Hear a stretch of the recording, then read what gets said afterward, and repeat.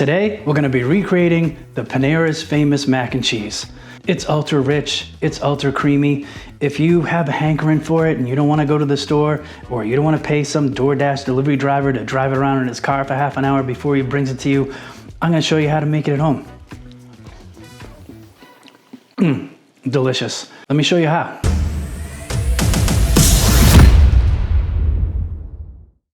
I'm Dave. You're watching Dave's Taste Buds, and welcome back. Have I got another great episode for you today?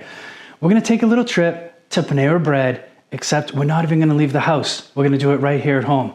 So Panera, they do a lot of great stuff. They do a lot of good things great.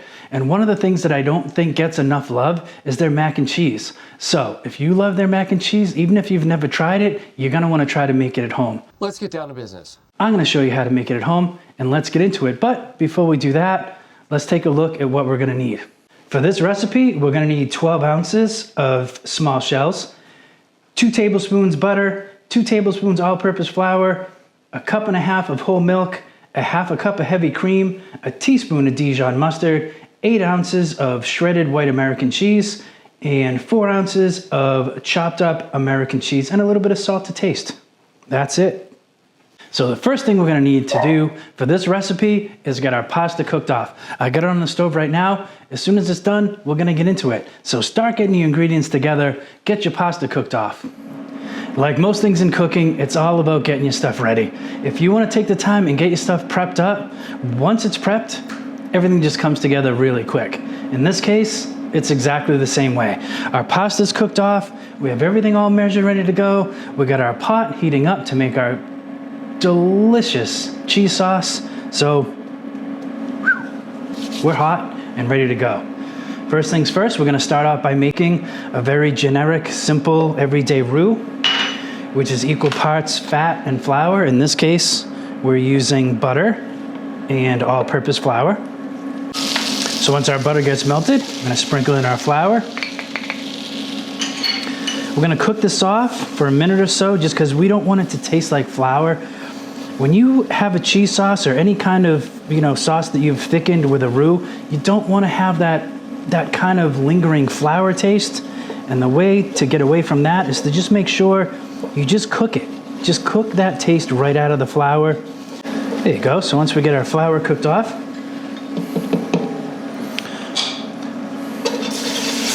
we're going to slowly go in with our milk.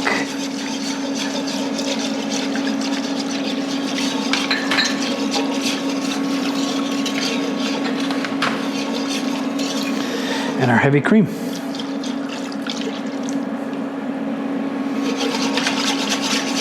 We're just gonna wanna whisk this together at first. Just make sure that our roux kind of gets mixed in nice with our milk and cream. We're gonna let this get up to temp a little bit, and that's when the thickening is gonna have to start. So now, we're also going to be adding quite a bit of cheese to this too. Whenever you're making a cheese sauce, you don't have to panic right away if your milk and cream or whatever you're trying to thicken isn't that thick, because it's gonna tighten up nice when that cheese goes in. Now you're gonna see, you're gonna get a slight little simmer. That's exactly what you want. And as that simmers, that's when your thickening is gonna happen. For those of you a little more entrenched in the culinary world, who had any kind of classic or not so classic culinary training, culinary schooling, this is one of our mother sauces. It's called bechamel. You don't really need to know that, but there you go. And once we add cheese, for those of you out there who you know, turns into Mornay sauce. There's 7 mother sauces where all the other sauces that you have are built off of. This happens to be one of them. Oh, we get it. Move on. Now, I'm sorry if you didn't even want to know all that, but now you know. And now you can't unknow it. So we're just starting to get just a little bit of thickening.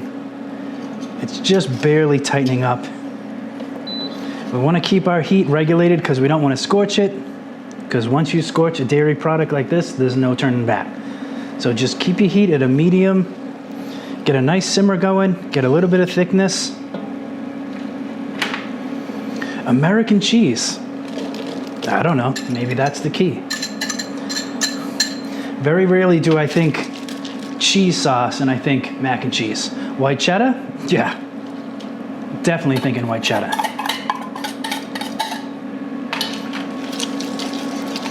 And you'll see as soon as that goes in, it just starts to get melty and creamy and cheesy. Told you this was gonna happen fast. We're gonna get this whisked in there. We're gonna do that till it's smooth.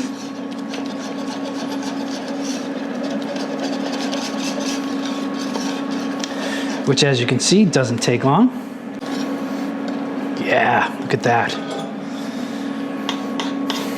Take a look at our thickness.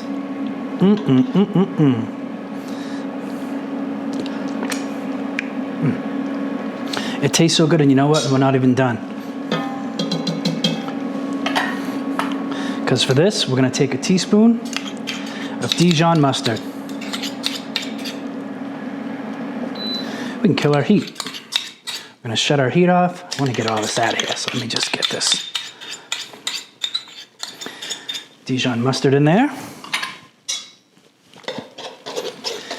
Just give that a little bit of a stir, get that incorporated.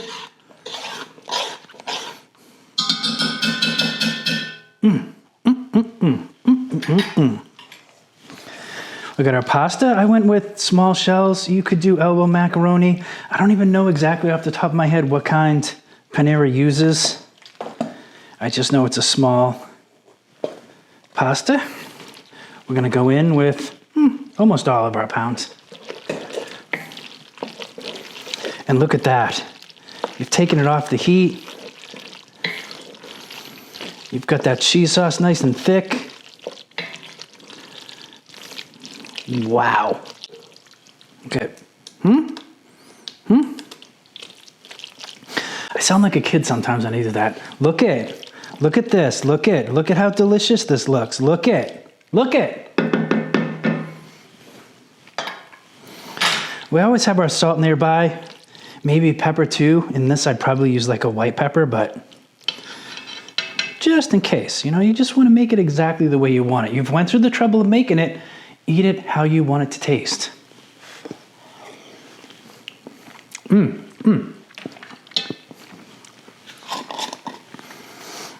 I was right. It needs a little salt. I did salt the water when I cooked the pasta too. So I kind of thought, maybe it won't need salt.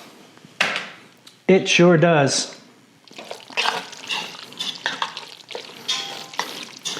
Give that a quick stir.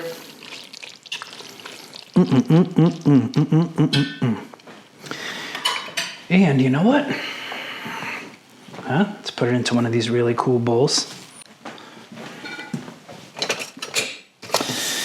Where's my other scoop? There you go.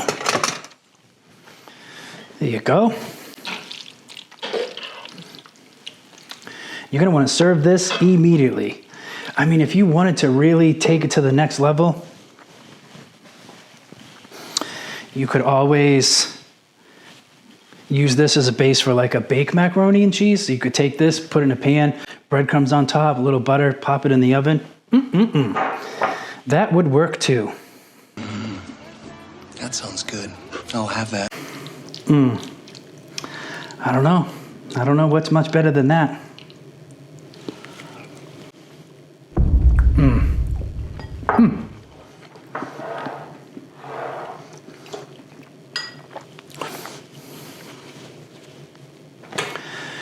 I do really like the blend of the white cheddar and the American cheese.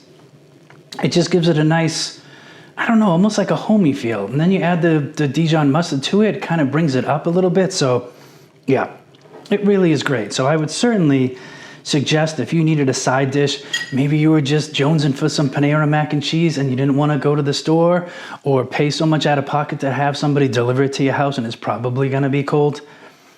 Make your own. Use this recipe, make your own. It's delicious. I got another video up here that YouTube wants you to check out, so please check that out. Thank you for watching all the way to the end. Please consider subscribing and liking this video.